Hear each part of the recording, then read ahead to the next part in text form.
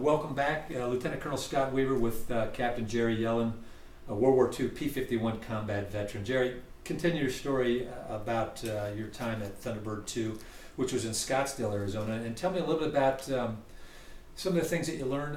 There was no runways at the time, right? And no, there was just a big square of dirt, and we would get on the end of the runway and look to the tower, and they'd flash a caution light if there was somebody taking off, and they'd flash a green light when it was your time, directly at you.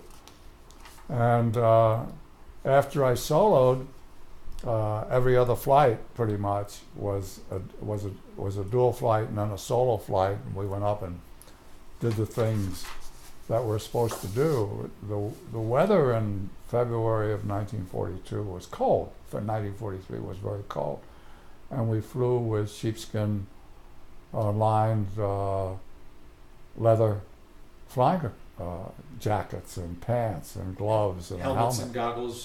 Helmet and goggles. It was freezing cold, and when we were up and we saw a red flare come up, that was a warning signal no matter where you were.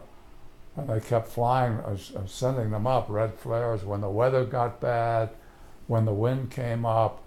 And my most memorable flights were the days when it got very windy and we land with throttle on, sometimes a lot of throttle on, and Puma Indians, which were in that area, big, heavy, strong guys, would catch your wings when you came near a stop. They'd one on each side, we call them wing walkers, and they walk us into the flight line, and then they tie the airplanes No down. brakes on the airplanes, so they had brakes on the airplanes, okay. but the wind was strong enough to move the airplane because it was a canvas airplane. You know, it acted like a sail on a sail.